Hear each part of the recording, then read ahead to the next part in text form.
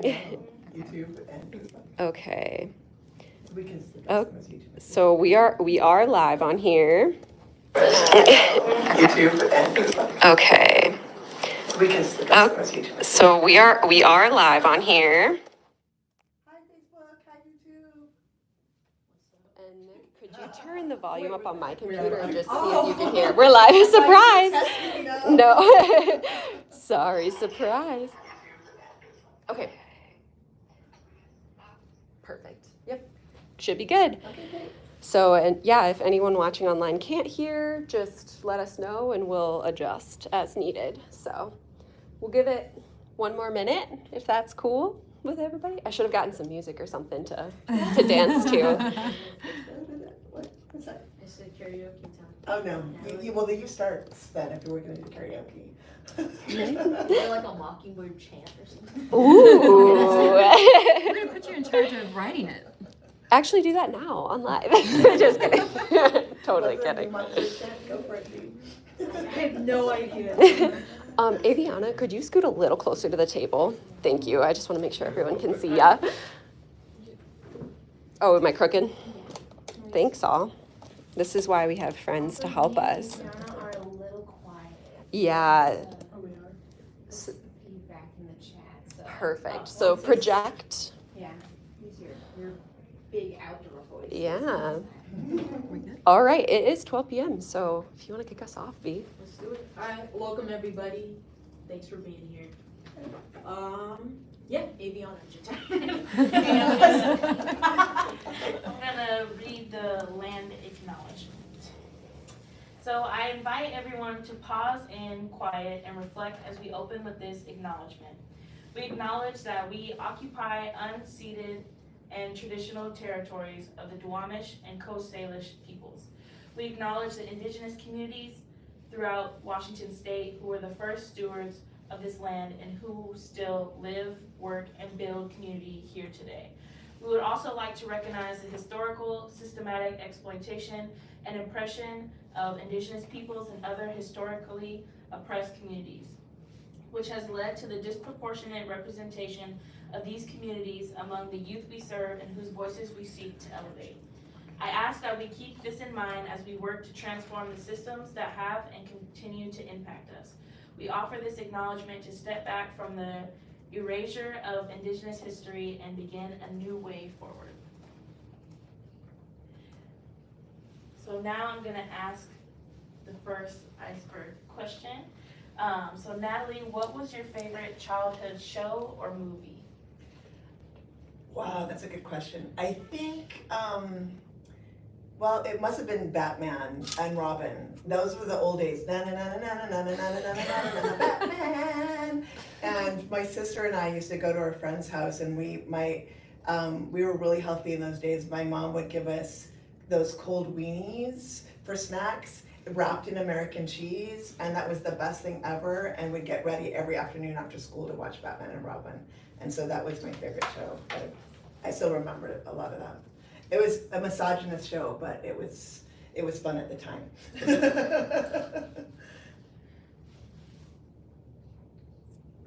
Is it my turn? There's just so many. Have you ever watched on Cartoon Network Build Destroy or Destroy Build Destroy? No. So like all these young people, usually teenagers, they're allowed to build whatever contraption that is asked for them on the show. For example, like, oh, you're a team of 3, and then there's another team of 3. Oh, you have to cross this river, build your own boat, you know?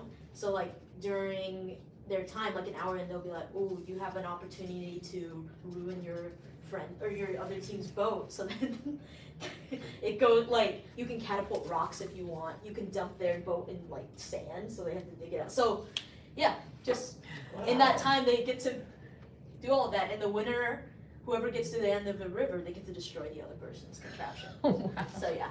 So it's like Battleship in Yes. real life. Exactly. That's awesome. I love it. Just, And then Oh, I have to go me. I would say mine was definitely Hannah Montana. I like Hannah Montana. Yes. Yeah, it was just like a very comforting show, and I used to watch it on like my box, little like pink It almost looked like a Disney TV. I don't know, it was just like very comforting. I still will watch a couple of episodes here and there. So that was definitely my favorite childhood show. I like it. Yeah, well, thanks for sharing that, everybody. So now we're gonna go around and introduce ourselves. It's funny that we talked before. I just realized that. So yeah, I can start. My name's V. I go by they, them, and I'm a member of the Tacoma chapter of Mockingbird. I also currently work as a case support and outreach specialist for Teen Child. Also, I'm on a few boards. So there's one, it's called the Bridge Program. I'm on another youth action board. And me and my other friend, and Avi actually, we're like the co-founders of a lead group that we're doing. So yeah, just a lot of things. How do we want to be involved with Mockingbird? Right now, Avi and I got our position as a chapter, or Avi's a chapter leader, I'm a leadership member. So there's just so many meetings that we can attend now, and outreach opportunities and tabling events where we can tell people about Mockingbird.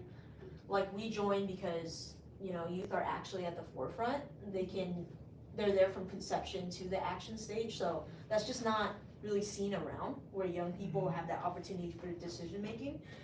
So yeah, Natalie, you want to take it away? Yeah. Hi YouTube, hi Facebook.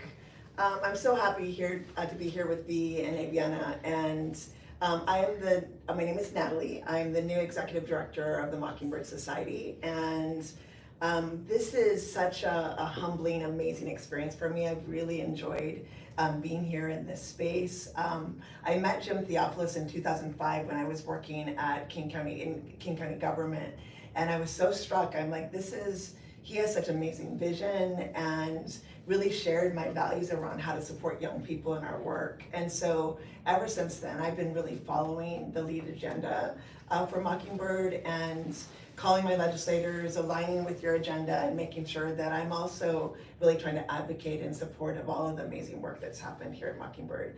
So that was my first touch with the organization. But I'm also a mom of two beautiful, amazing, bright stars that I adopted from the foster care system with my wife. And so my oldest is now 21. She was adopted from foster care when she was 2 years old and had been in 6 foster placements by the time she was 2.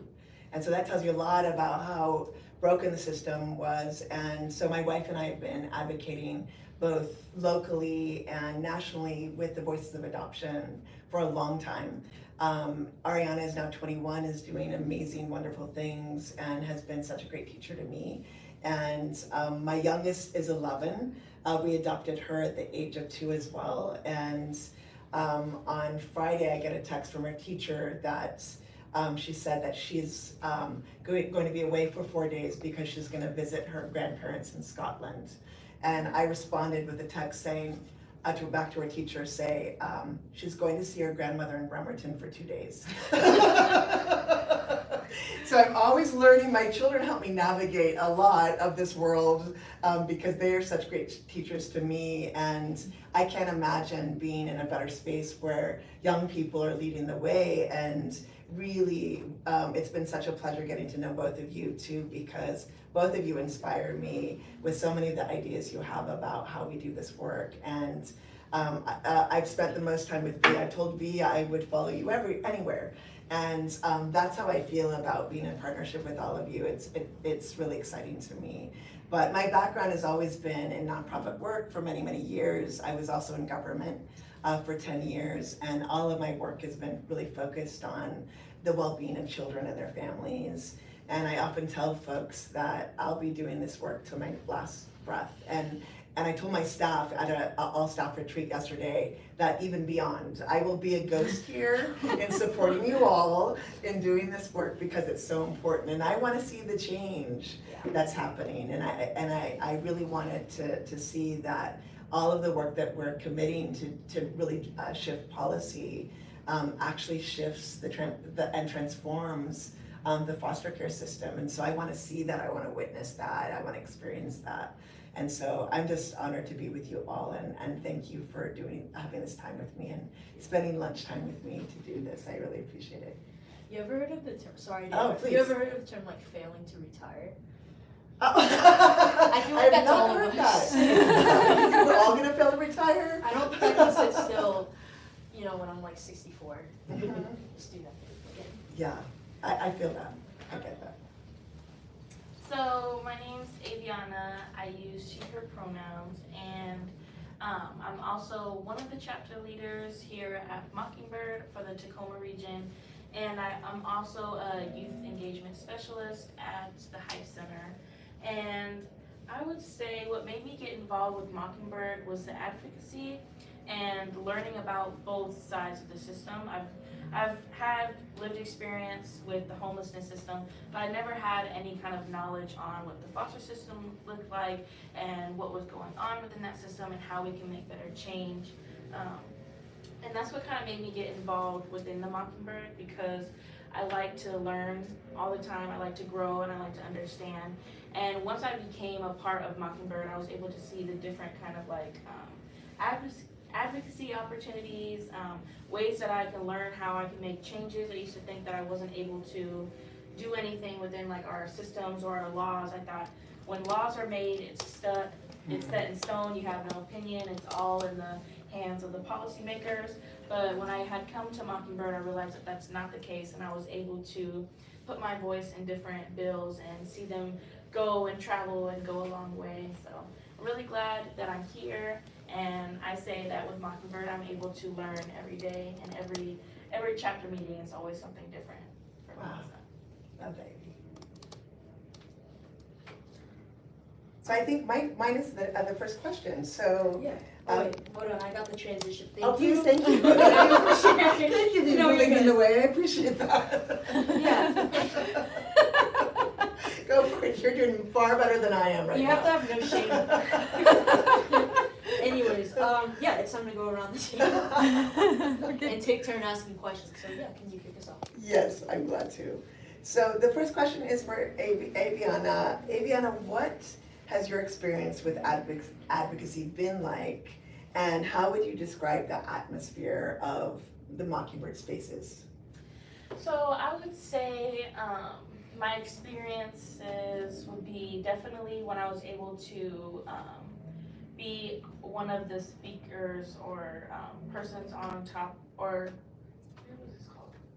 But I was able to speak on the House Bill 1406, and that was a really cool experience for me because I've never been in any type of like panel or in any room full of like policymakers and important people. So I thought it was really cool that I could be able to use my voice. And even from there, I always tell people every day, everywhere I go, how amazing the experience was and how I wouldn't have been able to find that experience if it wasn't for Mockingbird, because any place that I've been, I've never learned about, how you can go and testify to be pro and go in a bill and learn more about it. And so that was really a cool experience. I would also say at chapter meetings, it's always important for me. I'm always able to speak and have a voice, and it's always really a cool experience when we're able to do the land acknowledgement. I think that's very important. I've never been in a space where we acknowledge the land and the history behind what goes on and how important it is to acknowledge that and never forget. And I've also had experience with Youth Advocacy Day. That was really a cool experience for me. It was a very positive, energetic thing. I felt really good about going to the Capitol and protesting in a positive way, and that's very respectful. And so throughout that experience, I've been able to grow as a person, and I've been able to learn different things. And it's just always kept my mind open on advocacy and the different things that are out there. And getting close to the community is always important for me. And so that's what I would say. I love that. I just had an opportunity to be at the Tacoma chapter last week, and it was just so amazing sitting with everybody and hearing their amazing ideas. So I love that, Aviana. Thank you.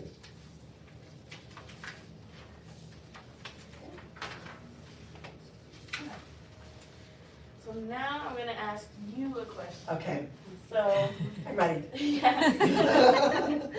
So Natalie, the position you are in does hold a lot of power. Mhm. How do you plan on using that power to impact Mockingbird's work?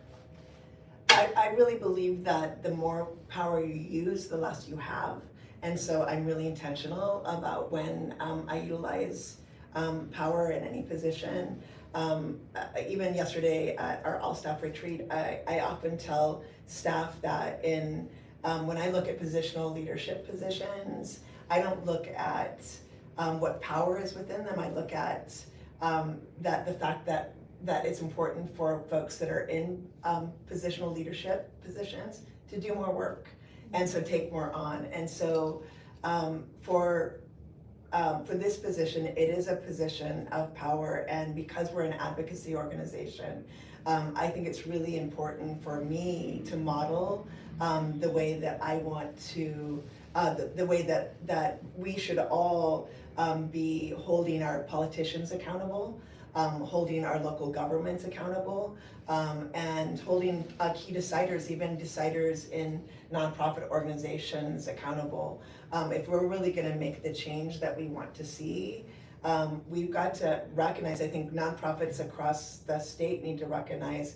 that community voice, those who are the closest to the problem, really should be the ones that are in front and are really speaking their truth and requesting of our legislators, requesting of key deciders what needs to happen. And so for me, that's a big part of my role is making sure that I stand alongside of all of you in really holding folks accountable. And I remind our legislators, I remind our nonprofit leaders that it is our role, because we're embedded in community as nonprofit organizations, to really best represent those communities, and not by speaking for them, but at times reminding key deciders about what we expect of them. And so I've told you both that I've been flipping metaphorical tables for many, many years. I'm not afraid to do that. I think that as sometimes we forget, and I love what you said, Aviana, about how that you felt like when laws were passed that they were just set in stone. And I think that that's how we've been acculturated in our society, is that dominant culture, capitalist culture, doesn't really have a rich respect for our young people, doesn't have a rich respect for our elders, because there's this key space, which is the space where we're earners in our lives, right? And we're able to commit to the economy and contribute to the economy through our own wages, all of that. But what I've learned over time is that because I've been working, because I contribute, because I volunteer, because I do work in my community, that I have a right as a constituent to say, wait a second, just wait a second. You know, we voted for you because we really want you to support us in the change that we want to see. And so over time, I've really found my voice and feel like that's a really important space for me. At my age and with my experience, there's a lot I can do to really persuade, negotiate, and hold accountable a lot of folks in power, and I'm willing and ready to do that alongside all of you as well. And so for me, that's the best way, I think, to utilize power. I don't use power in leadership of this organization, because I think that the leaders of organizations, especially at the CEO level, are the psychological leaders of the organization. And so my job is to lead to the safety, belonging, and dignity of every human being here. And it's not a command and control kind of role. And so I have so much rich respect for my staff, for the young people that we support. And I think we need to do this this work in an interdependent way. I always say that independence is a political concept, not a biological one. We weren't meant to be working in isolation. We're tribal as a species, right? And so I need all of you to do this work. I need all of you to change my mind and to help me to continue to grow and to inspire me. And you're already doing that in just the 5-month mark.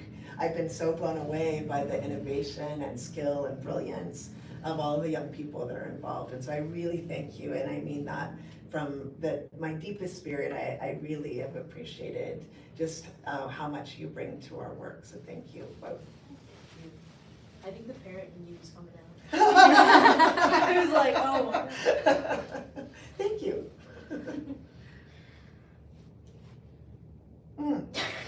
You what to do, B. So the next question is, and let me find it. Okay, here we go. The next question is for V, and how do you manage your capacity? And we've talked about this actually, V. Yeah. Is how do you manage your capacity as a young person with lived experience who is involved in so many advocacy opportunities? I thought I'm doing well, or I think I am. But how do I say? I'm just thinking for 1 second.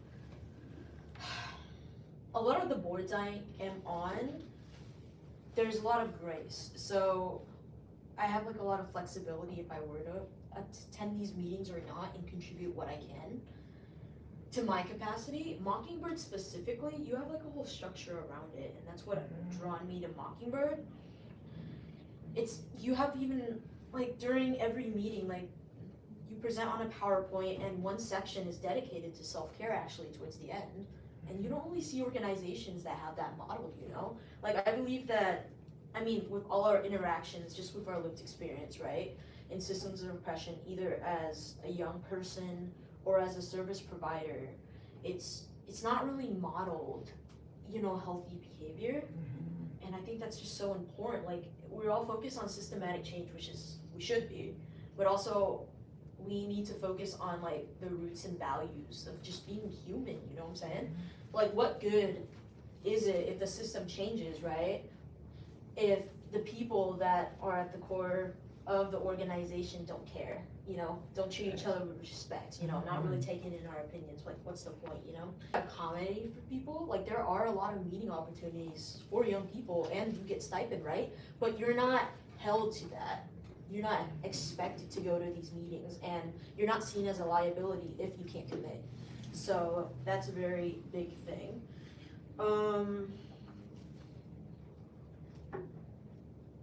I think it's really cool that you're all able to recognize too, you're all very empathetic. Like if you notice that I'm frowning or you're frowning or something, it's always just like, hey, are you okay? Like what are you needing support with? Rather than like, what are you frowning for?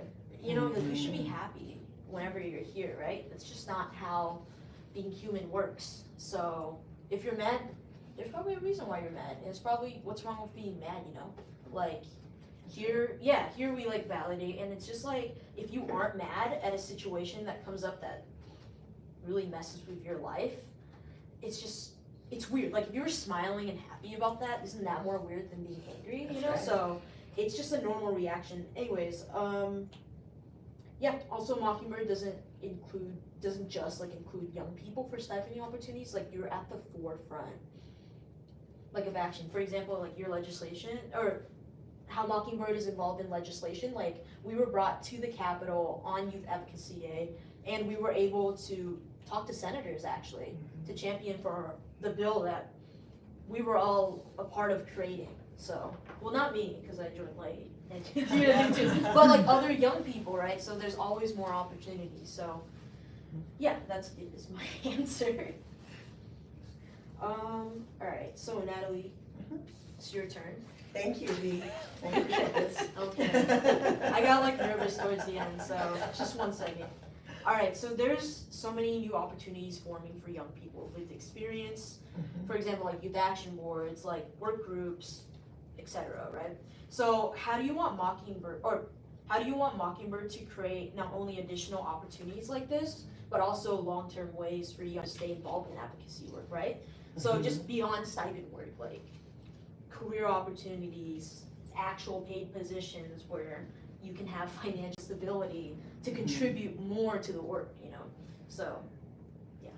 I love that question, and I think that that's been a rich part of the legacy of this organization already, and I think that there's so many ways that we can continue to do it and do it in an innovative way going forward as well. But I love it that I have staff who've been involved in the organization since they were 14 years old. And you know, not only are we an advocacy organization, but we're supporting, I see our role as creating a safe space for staff first, so that we can be as healthy as we can be to support and create safe spaces for young people, especially young people most disproportionately impacted by the challenges in the system, and that's really youth of color. And so how do we continue to make these spaces safe for everyone. I think that's a big piece of my thinking and my vision about how we go forward.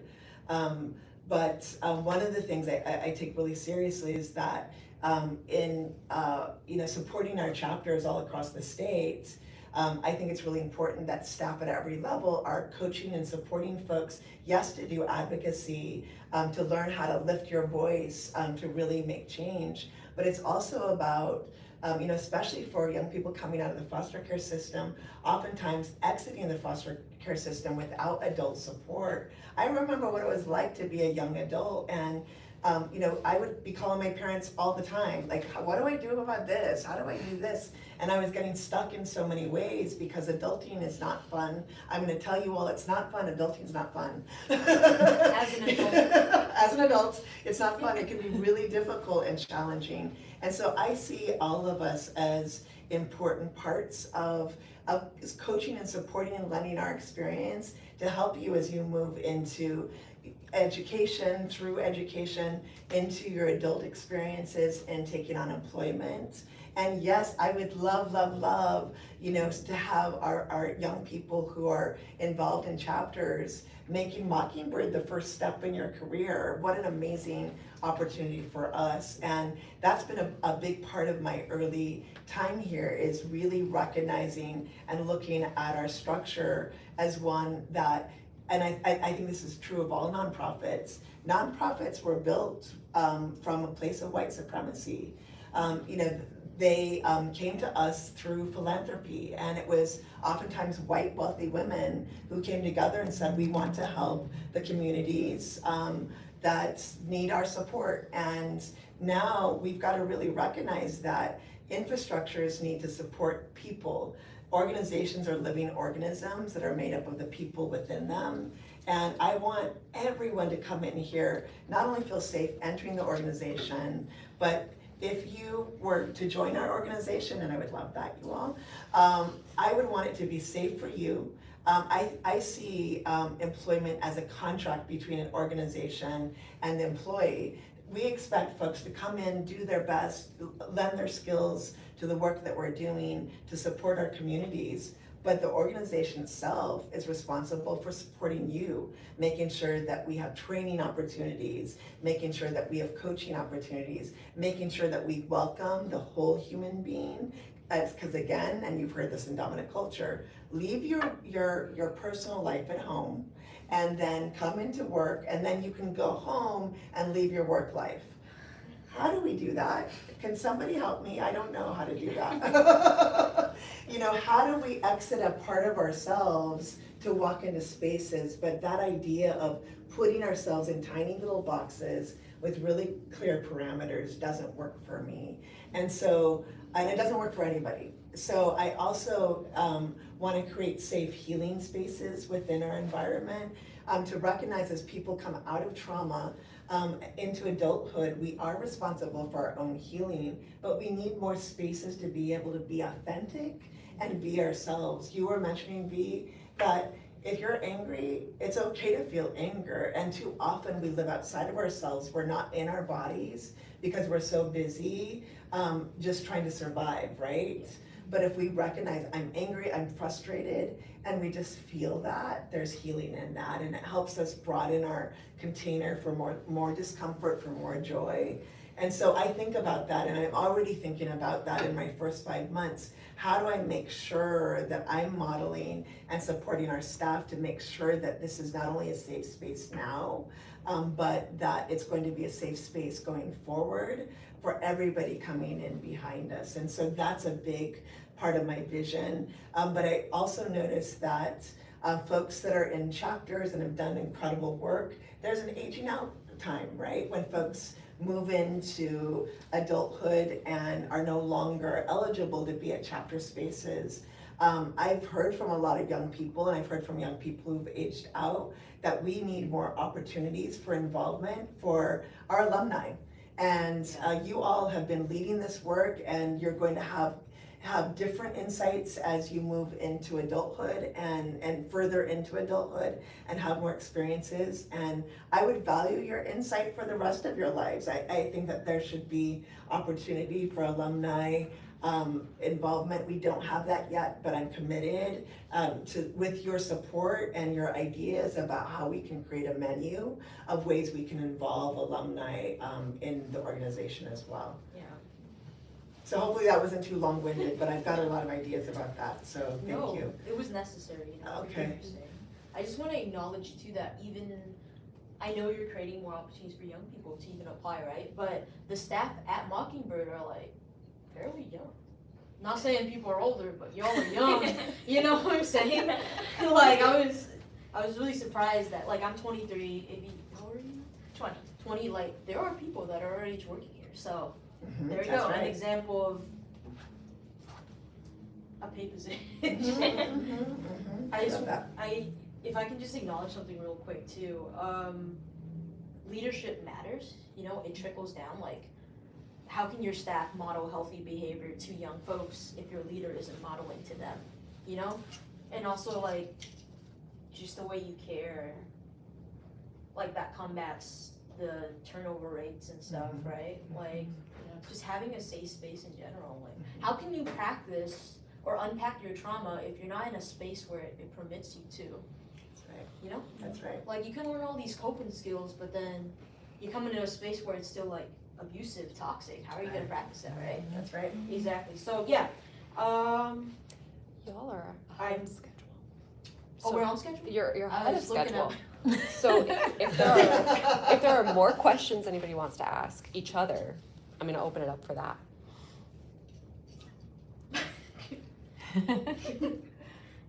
Oh, I like this question.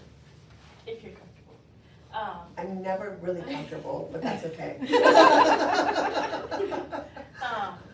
So what struggles did you face and how did you overcome them? Wow, that's a big question.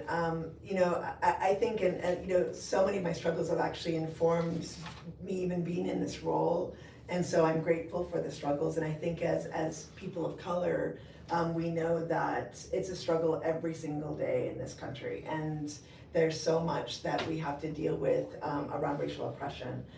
So I think that's been a big part of my challenges from very early on. I grew up in a community that was largely Latino, which I really appreciated, and that was really wonderful. And I had opportunities to live in a neighborhood where I was supported by multi-generational support. So my grandmother and my aunties and all of my family were there. So I didn't get in trouble just once, it was many times as I walked down the block.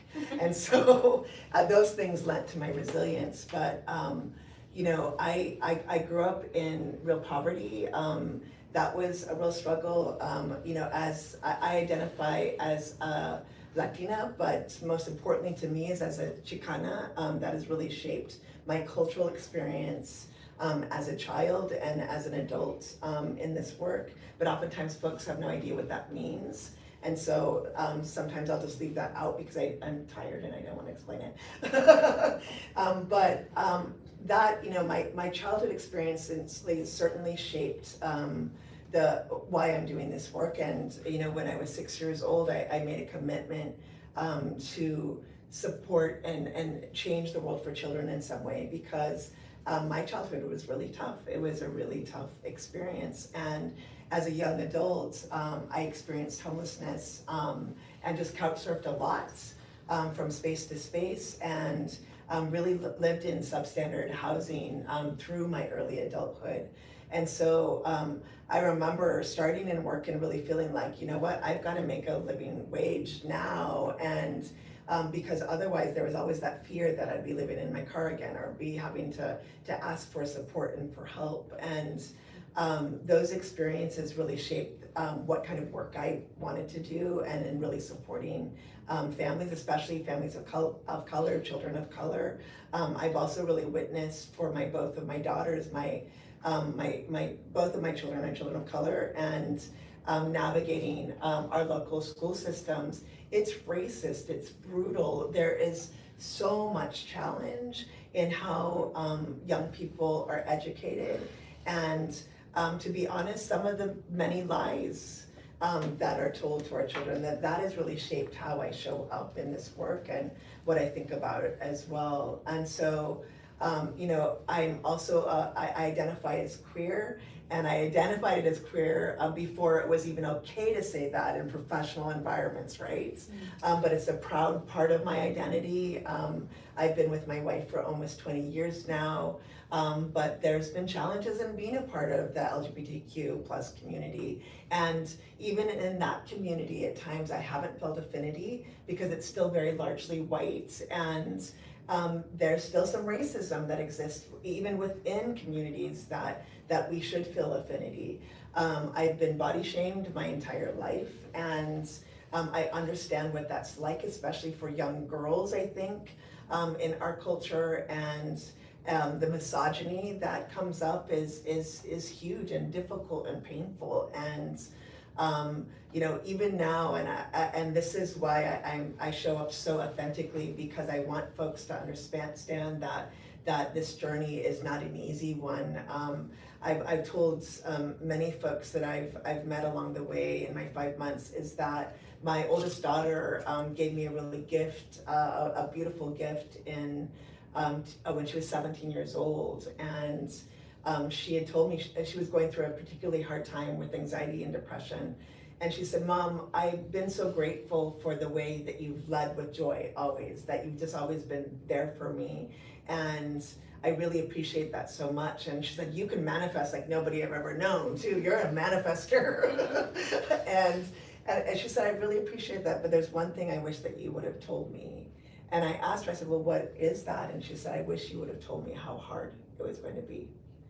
And that was such a heartbreaking moment for me, but it was also such a wake-up call, because I recognized that in many ways I prevented her by always doing this and always trying to protect her from experiencing some of the really hard stuff that teach us. And so there's so many things that have happened in my childhood throughout my life that were traumatizing, that were hard to reconcile, but they made me and have been such great teachers. And so I'm grateful for all those challenges. There's not a challenge that I've experienced that hasn't taught me something more about me and helped me become who I am today. And I think my grandmother would be really proud, because she was the one that always told me, "You're enough, you're enough." And today I feel it. I feel like I'm enough. And so that's been a huge, it's just been, it's so nice to be in this space now, where I feel really confident about that. And I think it's those challenges that help me to get here too. So thank you for that really hard question. Now I'm crying on camera in front of so many people. I don't need a tissue, I'm good. Thank you, Nobi. He's on it. That was beautiful. Thank you for sharing. You're very welcome. Any other questions that you want to? We've still got time, so feel free to keep asking more if you have them. And Natalie, if you have any for Aviana and V, feel free to ask as well. I do actually, you've been so warm and welcoming to me as the first executive of color for the Mockingbird Society. And I would love to hear from you, what are the kinds of things that you would like us to do as an organization to really ensure that more young people of color, very specifically, join us in this work and feel truly safe to be able to participate and be in affinity with us. What are your ideas about that? I would love to hear.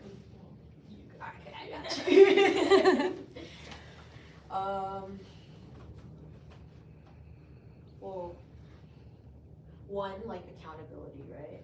So if you are, how do we say this? You got to acknowledge that things are inequitable. That's the right term, right? Yes. Okay. Yeah, because it's just like quality of care. Like I thank you so much for mentioning like intersectionality. So like sexism, racism, ableism, like all these things affect your quality of care and just how people treat you, right? So like accountability, if you were to just say something that are within those realms of oppression, or just like take it as like a learning moment, you know what I'm saying? And that comes with, if people of color start joining Mockingbird and they see that, it's more of a welcoming space. It's just like, yes, we are, how do I say this? it's just acknowledging like their hardships and then what they're going through are real, and here are ways that we can support you to what you're needing. It comes a lot with, usually like professionalism, in my opinion, or to me is a social construct, right? And it stems from white supremacy. It's just like, you're expected to talk a certain way, you're expected to be professional, whatever that means, right? To leave things at the door, to code switch, really, to accommodate white people, right? So people of color entering this space, usually if you're in like, you're working for a corporate or something, you're forced to adjust, or else you probably wouldn't even get hired. Or you're treated less. So it'd be great, how do I say this? You surprised me with this question. Sorry. You're doing great. No, it's great. I wanted to say, like, rather than encouraging people to be professional cooks, we just accept them for who they are, you know? Like, why don't we try to adjust to what they're saying? Like, oh, like, I didn't understand that. Like, could you explain more in detail? Like, do you prefer if I speak like this way? You know, like, just adjusting to a person as they are, you know, not necessarily a race, but as a person. You gotta acknowledge culture too. Why are they saying things the way they do? Like, jargons exist. Like, we aren't questioning, like, what Canada, why they're saying the things they do, you know? Right. So why are we nitpicking on people's race and just, I don't know. I know, we think Australian accents are cool, and British accents, right? Yeah. So like, why aren't jargons all cool? Right. You're like, I didn't know you say it like that, what the heck? You know? So, yeah, just because you don't speak the professional language doesn't mean you're any less, or doesn't mean you're not intelligent, right? So, yeah. Did I answer your question? You did a beautiful job. I mean, that's a symptom of polite society, right? It's like this expectation of polite society has really been a white supremacist weapon, right? And we've got to get rid of it. And so bring all the jargon you want, and then I can learn and keep up with you too, because I'm still trying to figure out all the emojis. I seriously thought that little emoji like that was jazz hands or hey, but not, I didn't know it was hug. I don't understand. The proportion is really off. It really is. I don't use emojis either. So I didn't get that. That's hard. What about you? I would say one of the things that I've already noticed that I actually really enjoyed was when I was able to be on the hiring panel and listening in. For one, I think it's always important that youth are on the hiring panel and can, you know, see different things going on, but the way that you made sure that there was nobody that was gonna come into the space that was gonna be harmful to anybody, and it's so important in the hiring process to ask questions like, how are people going to view inequality? How are people viewing other communities? How are people, the way they talk? A lot of the times, some people, when they talk a lot, they will kind of already say how they are and their views on something, and it's making sure that people feel comfortable in this space. And I feel like representation is so important, and to also make sure, like, the land acknowledgement, you know, making sure that people who do come in this space, they're also heard and recognized. And I think it would be cool, like, on the hiring panel, asking people, like, what would they need to feel more comfortable in a space, or what do they need that can make them feel more welcomed in any, you know, new environment that they're going to, especially if they have already passed, like, you know, experiences with their jobs, and maybe good or bad experiences, and what they would like to see in this space. I think is so important. And just keeping an open mind and making sure that the people that are coming in or people that are already staff here have an open mind, or open-minded to new ideas, to things that they might not be, you know, knowledgeable on, and just making sure that anybody who comes into this space is not harmful, you know, who is not disrespectful. And I always say that open-mindedness is everything. So that's what I would say, and just making sure, I think representation is so important. And not just in the front lines, like, oh yes, we're diverse, we have, you know, this right here, but like, no, like, they're in the process of testifying on bills, or they're in the process of important decision makings, just like everybody else would. See, that transparency is so important, right? You can just be like, we're anti-racist, or like, well, this is how we're progressing, we're doing so well when things are still in progress, right? I'd rather you tell me that, shoot, things are getting messed up right now, but these are the ways we're navigating it, rather than being like, oh, everything's fine, Yeah. Because everybody knows it's not fine. Mm-hmm. Like, thanks for mentioning to like that question where it's like, what do you need support with during interviews? It actually threw me off so hard when I got asked that question. I think it throws people off. It's just like, you're asking me that? And I think it's something we should normalize, right? Yes. Like, Sorry, I didn't mean to interrupt you at all. no, you're good. Yeah, No, yeah. I was done. Yeah. Well, I was just thinking too, because I agree with that, V, and I love what you said about, what does it take for you to be safe in that space too. I've been known, and I'm gonna be really honest about this, where we've had folks that come into interview spaces, again, you don't know that person, you just see their resume, but they come in and they speak what's been embodied and it's harmful to the room. I have no problem saying this is not going to work for us, and I really appreciate you, instead of going through the rest of the interview. But again, because folks are following professional standards, are saying, oh my gosh, why would we just shut down an interview before we gave the person an opportunity to get through the questions? Yeah. There is good reason, and there is good reason when it involves safety. So I appreciate you bringing that up, Viviana. I totally agree with that. See, that's another behavior that you model, right? It's just like, you don't have to stand this. You don't have to listen to this tyrant of like abuse Mm-hmm. or like harmful language. You can walk away. Mm-hmm. Just in any situation, not just being in an interview, right? That's right. Exactly. Right. We have to be consistent disruptors, right? Exactly. In every part of our life. Yeah. Yeah, not just at work, not just in what we do, but at home, with our families, with our communities, with it all. Yeah. Y'all still have like 15 minutes, Oh, so I'm I gonna love let you all it. keep We're going. so Here- effective. I love this. Great communication happening. It's great though. So what else do you want to talk about, y'all? Are you guys good to go, or you need like 30 Yep. seconds? Shake off the stress, shake off the stress, shake off the stress. Okay, I'm good. Okay. How do you plan on holding yourself accountable and using it as a model for other staff and youth and young adults to follow? Like in nonprofit, nobody's held accountable. I mean, staff are. What about leaders or directors that are constantly being harmful, not only to staff, but young people that they're serving, right? What's happening? Oh, I love that question. I love it so much. From the very get-go, when I started this role, I told staff, every young person I've met, I want you to hold me accountable. I think it's critical for you to hold me accountable. I report to the board. The board needs to hold me accountable and are doing that.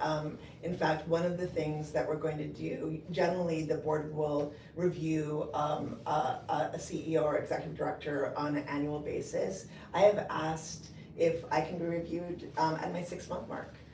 Because I want to get a feel for how I'm doing. I want folks to hold me accountable. I want staff, I want young people, I want community members to tell me when I'm missing the mark. And again, I think that that's a part of our growth. And too often folks get into senior leadership positions and ego seeps in, right?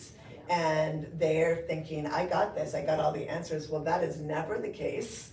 And when you stop code switching, which I think everybody needs to do at some point, is you get to that authenticity where you feel lighter, literally. And I don't code switch anymore because, you know what, I'm just done. I don't have the energy for it anymore. I've had to do so much appeasement as a woman of color, as a queer, in so many spaces. I'm not gonna do that anymore. And so what you're gonna see is authentic me. But when we ask people to show up authentically and really do the hard work, the complex work, you're gonna make mistakes. And I often tell my white staff, I need you to lean into your discomfort in doing this work. And I need you to be an effective ambassador of this organization outside of the organization. So whether you're at work, whether you're at home, whether you're in community with your family, that if you're not committed to being a disruptor and really being a champion for change, then I don't think this is a good place for you. I think that I want you to be here authentically and really committed to the work that you need to do that. And I hold myself accountable for that as well. Even our staff of color, I've asked them, please lean out of your comfort zone, be in your discomfort, because I recognize to do racial equity work, to do anti-racism work, especially for people of color, I'm asking them to take on an additional burden to what they're already dealing with, so that they're experiencing racial oppression every single day. And then on top of it, I'm saying, I need you to be a leader in this work and to continue to grow in your own continuum of learning as a person of color. And I know that that's a big ask, because when white people do racial equity and anti-racism work, they get to say, look what I did, and hold it as a trophy in front of them. What happens for us as people of color, we carry it on our back, on our shoulders, in our bodies, and it's a lot already. That said, I know that by doing this work, being intentional about doing this work, I'm a better human being, first and foremost. I'm a better mom. I'm a better advocate. I'm a better leader, because I'm gonna show up, and I told you about this when I first met you. What you see is what you get, and sorry for the parts that you don't like very much. I'll work on it, I promise. But I'm gonna be authentic me in every space. And so, because I'm authentic me, I'm gonna make mistakes. What I'm asking my staff to do is be authentic them, and they're gonna make mistakes. It's what I worry about when folks take on difficult work like this, is that fear that sets in, and for us shows up as white silence. The privilege to say, you know what, I'm not gonna say anything because I don't want to offend. Yeah. That's the worst thing. We feel that and we hear it, it's loud. That silence is very loud. It's like, it actually harms my head. And I don't wanna be that. And by not being that, I'm gonna make mistakes, but what I'm willing to do, and I want you both to know this, is I'm willing to do reparation and do what I need to do to fix things in relationship with all of you. But if I'm asking my staff, if I'm asking you all to show up with an authenticity and to be able to give each other feedback, to be great disruptors and give legislators or deciders feedback, and I'm not asking you to do the same for me, then I'm a liar. Right? And so I don't want to be that. I want to be in my truth. And so you will have, as will staff, as will community members, plenty of opportunity to assess how I'm doing and give me not only, sometimes I'd like some of those congratulations and good stuff, but along with that, I want your critical feedback and give me ideas on how I can improve and do a better job in this. And so that's how I hold myself accountable, and yeah, that's how I do that. Did that answer your question? You did, yeah. Okay.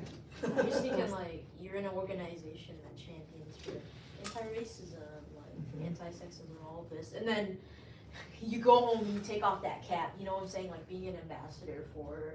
We don't get to do Exactly. that, do we? Do you get to take off your hat? Like, it shouldn't be a hat, it should just be you. That's you know? right, that's right, that's Like, right. I love that. I know, but I also understand the part where, well, there's no but. I understand that we're conditioned to be compliant, but you like disrupting it and being like, no, we don't gotta do that, like, tell me the truth, it's okay, you know, like, you're human, you're gonna make mistakes, how about we take it as a learning opportunity or something, you know? Like, that's how it's just like, it's a normal reaction. I'm so like confused why people are like, that's so weird to do. Well, I'm not confused, it's ingrained in our society. It really At is. the same time, it's just like, now I'm saying it, and then you can say it to your staff, and it's just, it'll slowly click, because progress isn't linear. It's not at all. Right? So it's not like you're gonna change suddenly. We're not asking you to change suddenly. It's like, do you recognize your behavior, why it's harmful, you know, or why like your input is important, even if like you're being racist or something. It's just like, oh, cool, now we know that you're being racist, how do we not be racist? you know, so yeah. It's embodied, it's not in Exactly. your brain, it's in your whole being, right? I mean, so it's intentional sometimes, but there's sometimes like it's accidental. Not accidental, but like, unwitting way, like it's just like, oh, I didn't even know, like, you know. That wasn't my intention, but Exactly. the impact was such Exactly. that. So acknowledge the impact and what can we do to change. So yeah. You know, we talk a lot about, you know, in human services in general about what's our why, like what brought us to this work. And as an organization, we talk a lot about how do we root ourselves in mission. And because when I get confused about something in my work, I always come back to why am I here in the first place? And that always is really a place of great insight for me, because when I ground myself back in mission, which in the mission of our organization is my personal value as well. So that really helps. So I'm curious for both of you, and I'll start with you, Aviana. I would love to hear from you. What is your why? Why did you decide to become an advocate? And what motivates you to keep on going? You did a lot of testimony during this legislative session, and it was wonderful to watch you. And I'm curious, what is it that motivates you to continue to do that, and what is your why? I would say a lot of it stems from childhood and personal experiences. I've always been a person that loves to give and has just the natural like acts of service passion to help people. And I would say most importantly, I've always grew up kind of on having that, you know, be professional, don't speak your mind, you know, keep everything to yourself, and you know, everything will be fine, and then everything will be neutral. You don't have to worry about anything. Just don't say anything, don't speak up, don't be loud, and don't use your voice. Listen to the person that's authority, and just, you know, listen and don't try to, you know, fight for anything. And so that's what really kind of sparked my passion to just speak up for people around me, because I know, you know, whether I'm around youth or even adults, you know, I'm always advocating, whether it's with family, whether it's with the youth and young adults that I'm with, whether it's for myself, I'm always advocating in any way, shape, or form in my life. And I would say when it comes to advocacy, especially with the systems that are broken, you know, hearing, especially, you know, with my family, it's always been kind of like, this is the way it is, this is what life is gonna be like, it's gonna be hard, it's gonna be tough. And that is true, but I think where we don't scratch the surface is how important it is to advocate and make that change for future people in our lives. And, you know, if we don't make the change now, who will? Wow. And so for me, this is my opportunity to regain that kind of inner child in me that didn't speak up, that didn't speak her mind and kept to herself. So now I'm like, okay, I'm getting my voice back, and I'm bringing it with a lot of passion and power. And also, you know, my lived experience so young with homelessness, I would say that experience alone has brought me able to realize from another level of just how these systems can be corrupt. And, you know, having, you know, my cousin and her lived experience and her, you know, explaining her story to me, it made me want to do that action, especially when people around me, you know, will speak on the systems, but they're like, you know, I don't want to say anything, or there's nothing we can do. So that's when it's in me where I'm like, you know what, I'll do it.